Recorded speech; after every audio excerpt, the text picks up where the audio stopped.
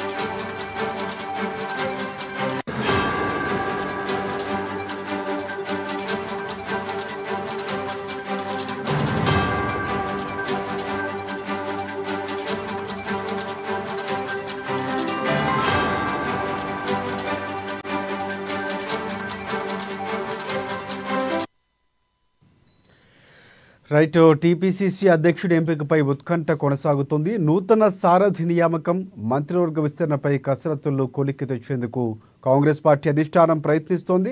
నిన్న ఢిల్లీలో పార్టీ పెద్దలతో సీఎం రేవంత్ రెడ్డి, ఉప ముఖ్యమంత్రి భట్టి విక్రమార్క, మంత్రి ఉత్తమ్ కుమార్ రెడ్డి సమాలోచనలు జరిపారు. ఏఐసీసీ అధ్యక్షుడు మల్లికార్జున్ ఖర్గే, రాహుల్ గాంధీ, కేసీ వేణుగోపాలకు రాష్ట్ర బృందం వేరువేరు అభిప్రాయాలు తెలిపినట్లు పార్టీ వర్గాలు చెబుతున్నాయి. ఇక నేడు టీపీసీసీ అధ్యక్షుడిని ప్రకటించే అవకాశం ఉందని సమాచారం అందుతోంది. ఈ రేసులో ప్రధానంగా మహేష్ కుమార్ గౌడ్కే అవకాశం ఉన్నట్లు తెలుస్తోంది.